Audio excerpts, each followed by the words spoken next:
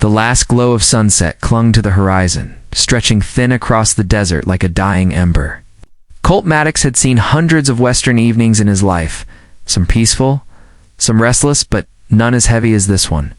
The sky above Black Mesa carried a strange stillness, as if even the stars were holding their breath, waiting for a decision he hadn't made yet. His boots rested on cracked, sun-baked earth. The wind tugged at his coat, swirling dust around him in lazy spirals that broke apart as quickly as they formed. Down below, the town of Bristle Point sat in a long shadow, every wooden rooftop glowing faintly under the fading light. But the glow did nothing to soften the truth. The town was drowning in fear. The iron vultures were back. Their horses trampled the main road, their shadows leaking between lampposts, their voices carrying through the air like a storm rolling in with no mercy. People hid behind shutters, behind tables, behind thin walls they prayed could protect them. But nothing protected anyone from the vultures. Not anymore. Colt watched the chaos without flinching, though a cold line of dread slid down his spine. He had known violence before, had seen men fall, had buried enough of his past to know that every fight carved a piece out of a person's soul. For years, he had chosen the quieter life. A ranch, a herd, the simple work of raising cattle and fixing fences. A man could build peace out of dust if he tried hard enough. But peace was a fragile thing in the West. It took only one man to shatter it. It took only one gang to grind it into the ground. Colt. A small voice whispered behind him. He turned slowly. Ellie stood there, dressed dirty from running, cheeks streaked with tears she hadn't bothered to wipe. She was trembling hard enough that even the wind seemed gentle compared to her shaking. Colt lowered himself slightly so she didn't have to look up so far, but she stepped closer, clutching his coat with desperate fingers. They took my pa, she said, voice nearly too thin to hear. Sheriff tried to stand up to him, but Vance grabbed him and dragged him into the saloon. They locked the doors. Nobody went in after. Nobody even tried. Her breath hitched. She scrubbed her face with a sleeve but kept her chin high.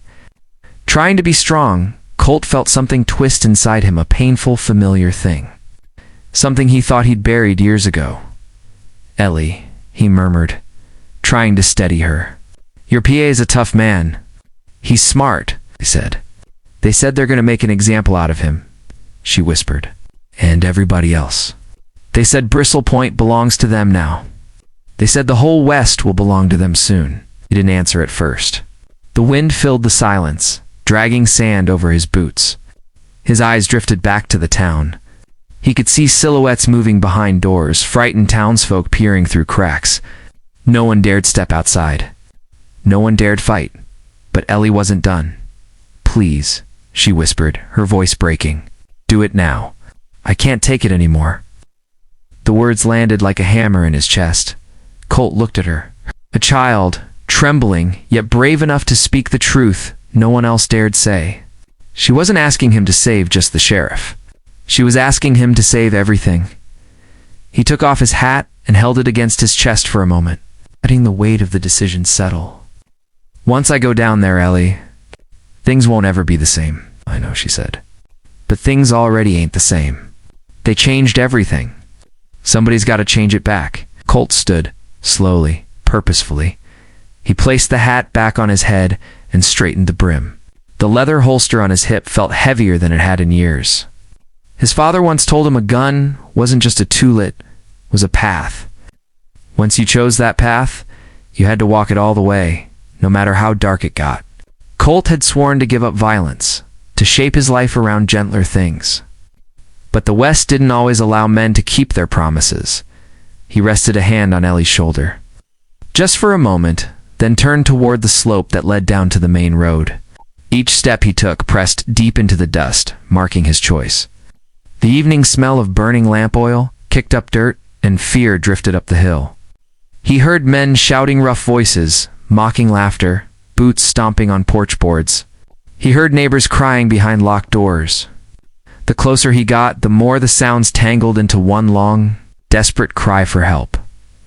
Colt emerged into the town's main street, and the reaction was immediate.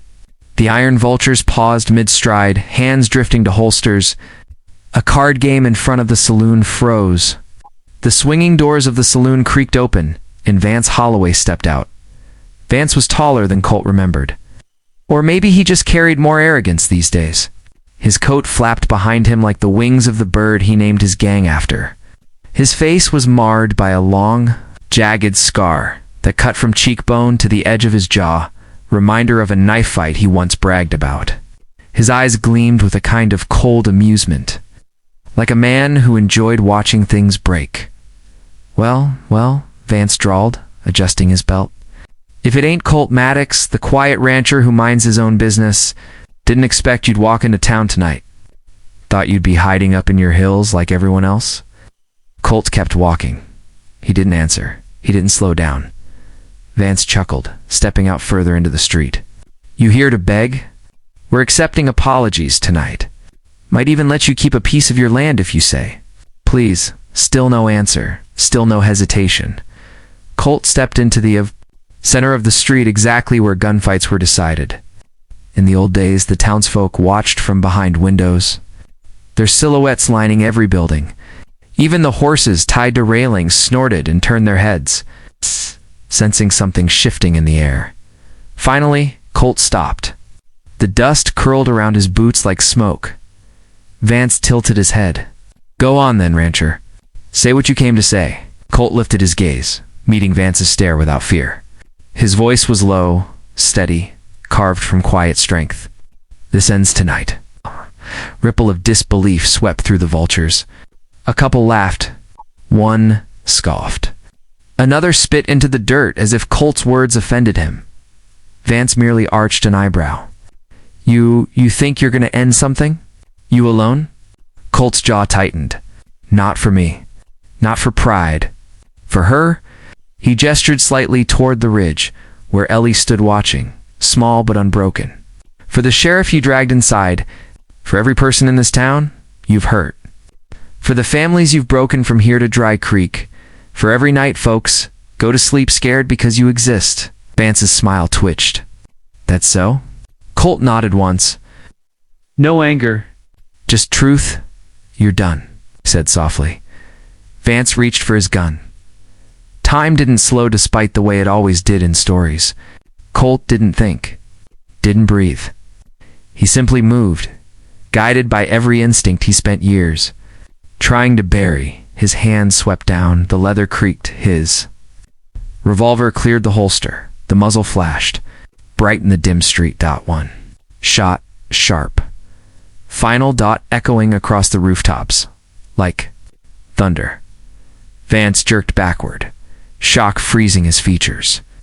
His gun slipped from his hand before he hit the ground. Dust puffed around him. Silence crushed the street. The vulture's men who had terrorized half the territory hesitated.